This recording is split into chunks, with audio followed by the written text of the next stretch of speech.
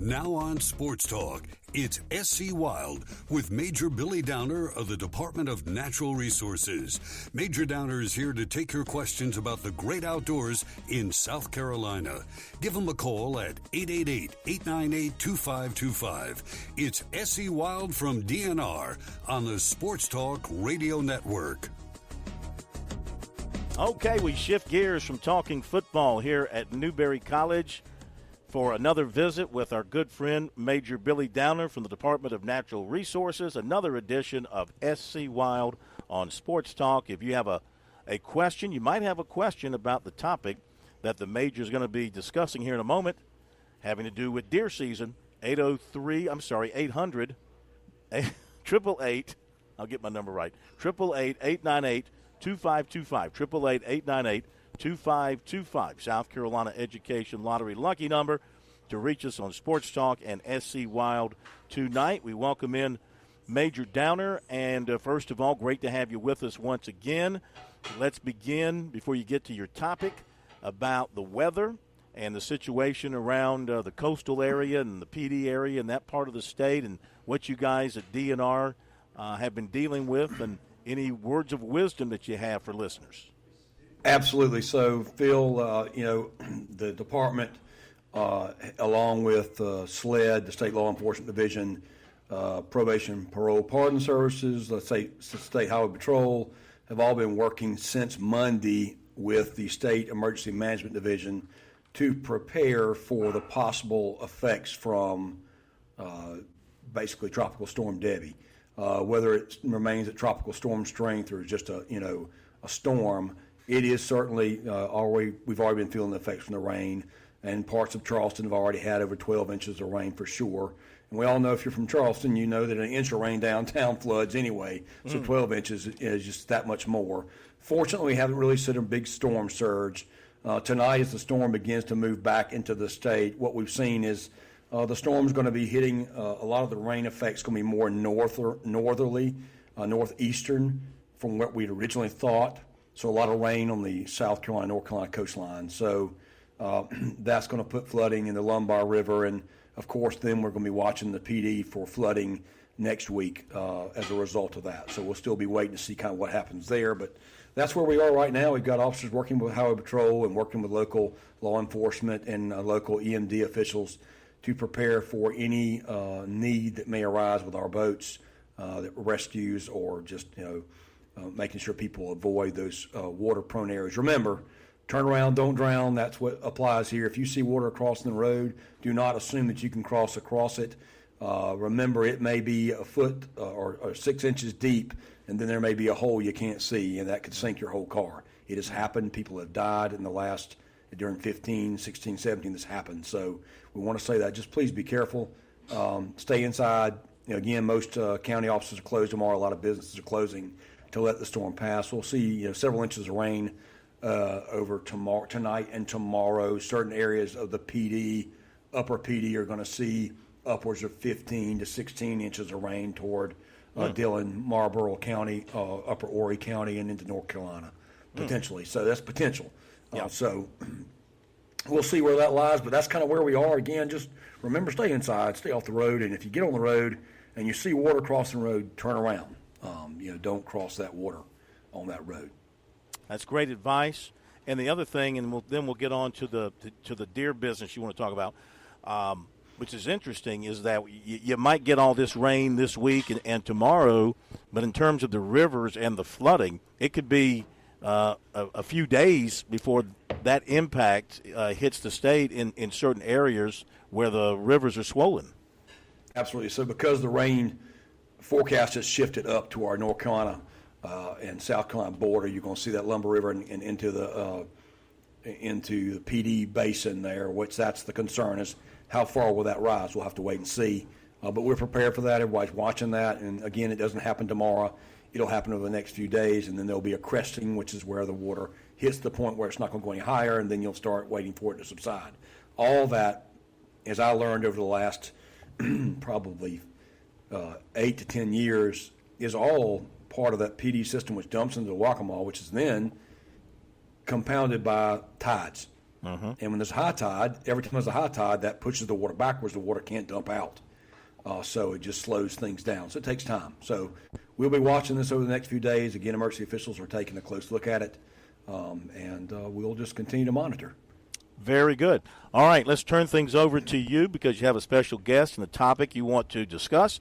And again, if you have a question for Major Downer or his guest tonight, phone number 888-898-2525. Major? All right, thanks, Phil. So tonight we have probably less than 20 minutes to go, but we're going to hit this as much as we can. I've got Jay Cantrell. I want to thank Jay. He's one of our big game project leaders with our department here tonight. We're going to talk about deer tags, and there's been a lot of hubbub about it. A lot of people talking about deer tags because there's some changes this year that aren't as major as it sounds. So our deer tagging process, and Jay, I'm going to bring you in, but our deer tag process is not any different as it has in the past as far as the paper tags. You pay for your tag, you get your big game permit, and you get your tags. And you're going to get a set of 3 buck tags and a set of 2 doe tags. Is that correct, Jay? That's correct, yes. And those tags are the same as they've been. That comes with your big game permit. That's free.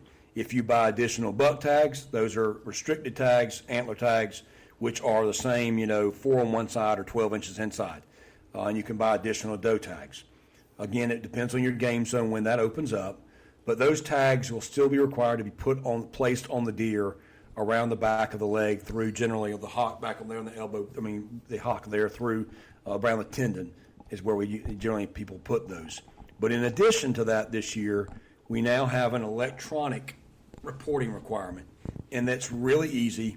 It goes through our South Carolina Go Outdoors app that you've heard me talk about for the last 2 years.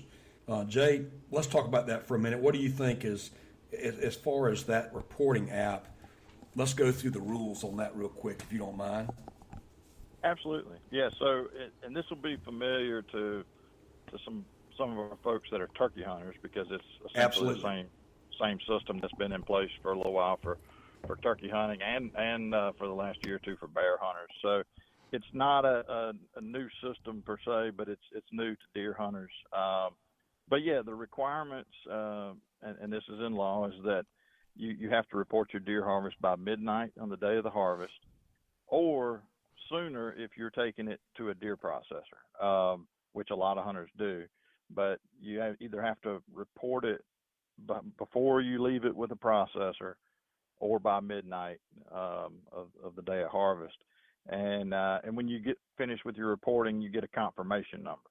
And that confirmation number you would have to give to the deer processor if you're dropping it off, and they just record that with whatever other information they take down from hunters, name and phone number and whatnot. So that's the requirements, and it's for every deer that gets harvested, either with personal tags, which most hunters are using, which you kind of alluded to, the what we call the base set that residents get for free with their big game permit and hunting license, or the individually purchased extra tags or individual purchase tags that non-residents get. But and then there's also reporting for what we call our deer quota program, our DQP, which some people call property tags or doe tags. It's a program that's been in place for decades, where tags are issued to a property instead of an individual. But those have to be reported as well.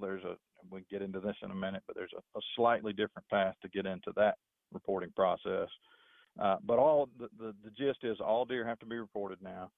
All hunters will get a confirmation number that when that report is complete, and that's kind of the requirements. And then we can talk about the methods and how you do it. If you want to get into that now. Absolutely. So, so folks just join us in. We're talking about deer tags, deer harvest reporting this year. Simply, it's going to still be the paper tags. Still required to put those around put those on the deer at the point of kill before you transport it. It's basically a transportation tag. And once you get to the processor, that tag's not required. It's required between the point of kill and the processor. Once the deer is being processed, or it does not have to be tagged anymore. So those are things to think about. So now, in addition to tagging the deer, we're asking that you would report electronically, and it's only, again, Go Outdoors SC app. If you haven't got that app, go to your app store on your phone. Doesn't matter if you've got an Android or iPhone, and look for Go Outdoors SC. It's simple. You can load your license information on there. My daughter was asking me tonight, and I'll remind folks, this is your license now. As long as you've got that license loaded on that phone, you can show your license to an officer on your phone, and that counts. You've got it. Yep. Game check is just a simple part of that. There's 4 cubes on there, and one of the cubes says game check. You push game check, and it comes up with says harvest report, and the first line is personal deer tag. You're going to click that, and it's going to ask you what tag you want to use because your phone's actually got it loaded in it. The app loads your tags, those personal tags that you get, the 5 free ones. If you buy extra ones, all those will be listed, and you can choose what tag you're using, and you simply put the tag. You can put like a date of kill, and what else, Jay? As far as information, it's just some very basic information that it asks for at that point, and it's going to pre-populate the current date. So you got the date of kill, and if you happen to forget and do it the next day, you can change that. But it's the date of kill, the county where you harvested the deer, type of land you're hunting on, either public or private. And if it's public, and then it's got the county and those public, it's going to pull up any of the wildlife management areas or other public lands that are in that county. You're going to pick that. You're going to pick the weapon type you harvested the deer with, rifle, bow, shotgun, etc.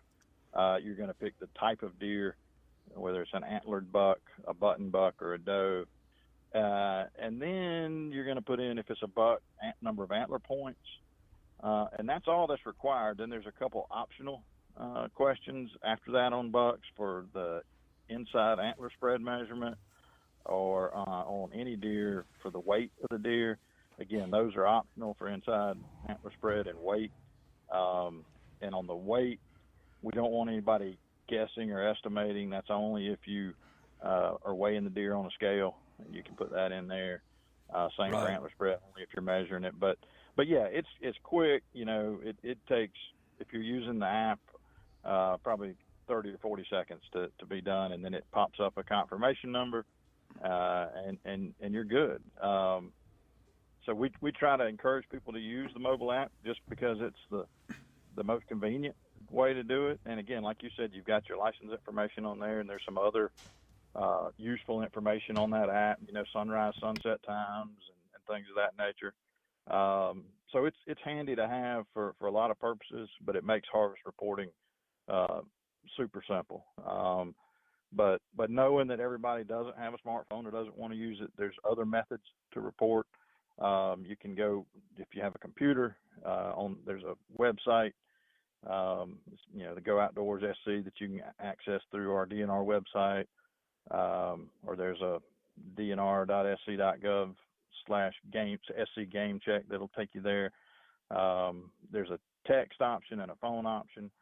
And the thing for people to realize too is all this information is included with your deer tags. Most people have gotten their deer tags already. There's a few still trickling out that people will get over the next few days. But when you get your tags, if you've not opened them yet, there's a front and back informational insert in there that's got all this information in there. It's got, how to download the app, all the information you need to report, the website if you want to report online, the phone number if you want to text or use a phone to report. Everything is included in there, so it's in one place, and you can keep it with your tags and have all that handy. But we feel like it's a pretty user-friendly system. We've gotten nothing but positive feedback from turkey hunters over the last couple of years with this system. So I'm sure it's brand new, and we've got a lot of deer hunters, and there'll be a few little bumps and hiccups, but I think most people, once they get into it and use it, will find it convenient and easy and really not a big deal. But it gives us really good information. All right. So I want to you're bringing this up again. So this is all we're asking for: harvest date, county of harvest, weapon type, deer type, and antler points for bucks. Yep. That's what we're asking for. It's really not secret. We're not asking for where you shot the deer. We're not asking for a GPS coordinate. And there are states that do this. and this has been concerned. There's no geotagging. Nobody's going to know where you shot your deer. You can wait till you go home to report it. You have till the evening to report it electronically. Now, you cannot move the deer. This is no change from the present. You can't move the deer till you put a physical tag on it. That's the requirement now. Yes. And the deer has to be tagged before it can be transported. But you don't have to electronically report it till you get home. And we put the 12 o'clock on there because we all know that sometimes you trail deer and you don't get to them until 10 o'clock at night.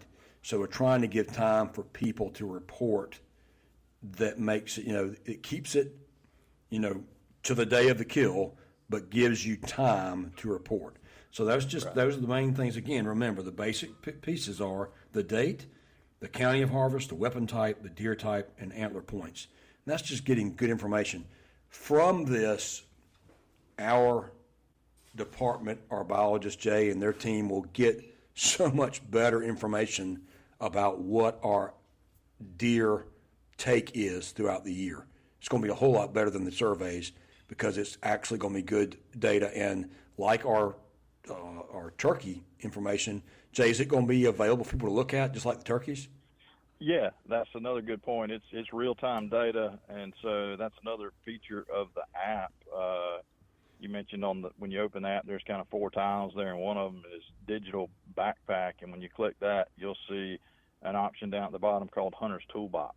And hunters will be able to go into the app there and get to the Hunter's Toolbox and see, real-time harvest data. And you can, search it or query it by a specific date or a range of dates or a county or a WMA or statewide, and kind of look at it, do your own little analysis. But it won't there. tell you the property. Let's be clear. It's not going to tell you what club shot it.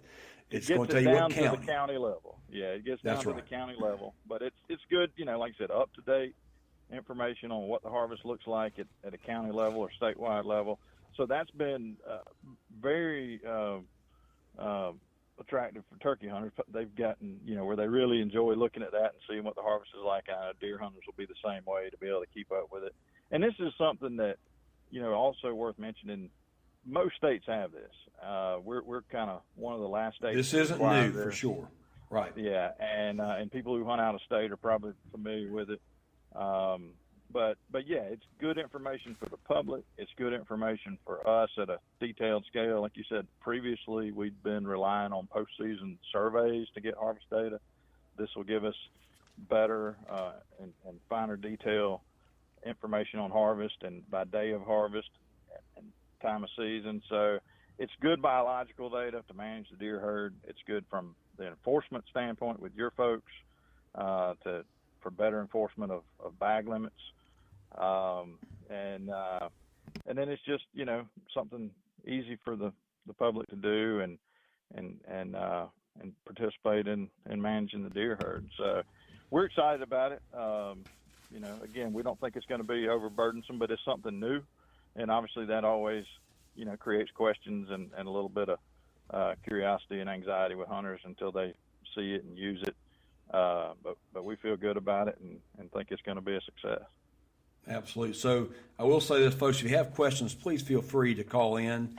And if we don't get to questions tonight, we're probably going to talk about deer tags again on our show in 2 weeks. Deer season opens up really in basically a week from now in Game Zone 3. So this is going to be pertinent information coming up pretty quick as far as bucks will be until we get to September 15th when you can start shooting antlerless deer, your does. But one more thing, a few more minutes we got tonight, Jay, let's talk about the other option. If you're in the DQP, what used to be called the doe quota program, now is the deer quota program, and you have a club that has what we call club tags, or you hunt on a farm that has tags for the farm as far as club tags, a hunt club, whatever. There's a separate way to report that. And even though the club has one person that's in charge of it, and the tags are, basically usually at the clubhouse or wherever people to take out when they use them, each individual can report their tag through this app. And that's important to realize. When we talked about going to harvest reporting, at the top it says personal deer tag. At the bottom it says deer quota program tag. You touch on that, it's going to ask you for some extra numbers. There's 2 numbers, and they come off of your physical tag. You don't have to come up with them. On your tag, the first number is going to be your county, basically county code. If it's Clarendon, it's going to be 14. And then after that, it's going to be the hunt club number. When you enter that hunt club number, it's going to enter all that into the system. Isn't that correct, Jay? That's right. Yeah, and then it's going to ask you the same questions it asks you if it's a personal tag. That's exactly right. You're going to get the same set of, with the exception of it's not going to ask about public land because all these are used on private properties. But yeah, it's just looking for that what we call this DQP property ID number, which we've now assigned to all the participating hunt clubs and properties in the DQP program. So that's as opposed to your personal tags, which are tied to you individually and your DNR customer ID. This is tied to the property. So yeah, it's real simple. But yeah, those that number's on every DQP tag. So anybody who's hunting on one of those properties and putting the tag on a deer is going to have that number handy. And back to what we said, that's not going to put your club on a list that everybody can see. It goes into private. It comes in. It would be reported under the deer tags. People look for by county on private land. That's what it would say. Yeah. So I want to say that because so many people are fearful of their club name being put out there or the location of where they're hunting, and that's not the case. If you have DQP, you have to report, and this is an easy way to report on your phone with these 2 extra numbers, your county code and then the number of the club, which is on your tag. But when you tag the deer, look at the numbers and you enter that on the into the phone. Again, it's probably best to do it right there with the deer because if you wait till you come home, well, you might not have the tag with you, might not remember your numbers. But you do have till 12 o'clock, just like any other tag to report. Right. And that report's for your club. Yeah, good point you made. That's not publicly available. We talked about that hunter's toolbox, and again, this will just go down to the county level. So people, be able to see how many deer have been harvested in a particular county, but not on which club or anything of that nature. So there's, behind the scenes, obviously from an administrative standpoint, we'll be able to see that, and we need to see that.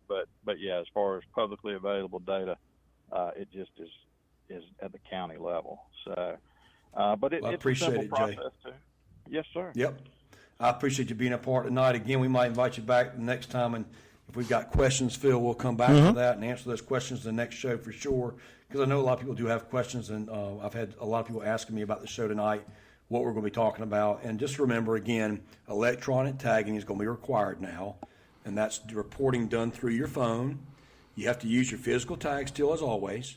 Once you tag the deer, like you have to, before you can transport it, you are required by 12 o'clock that evening to report that deer through your phone is the easiest way. But there are other methods, texting or calling a phone number. Those are all found. When you got your tags, you'll get that information. There's a little information handout with your tags that explains all that. And it's going to ask you very basic questions again. County, you date, county, weapon type, deer type, is a buck or doe or a button buck, and the antler points. And that's it. Pretty simple stuff. And it's going to give us really good data in the years to come as we manage our deer herd for the future. But again, Phil, thanks for having us tonight. Again, Jay, thank you for being a part of it. Absolutely. Deer season's up in about 7 days, so 8 days from now we're into the season in Game Zone 3, which is Richland County, Orangeburg County, on down to the coastal plain, lower coastal plain. So they'll be getting after it pretty soon. Hard to believe. Major, thank you so much. Jay, thank you. And Major, will talk to you in a couple of weeks. I appreciate it. Stay dry. You too, sir. Thank you. You the same. All right, Major Downer, Jay Cantrell from DNR. Great stuff for you deer hunters out there. I cannot believe another deer season. Of course, I mean, it is tied in with football season. So if football season's here, deer season is not very far behind. And that's the case. It'll be here before you know it.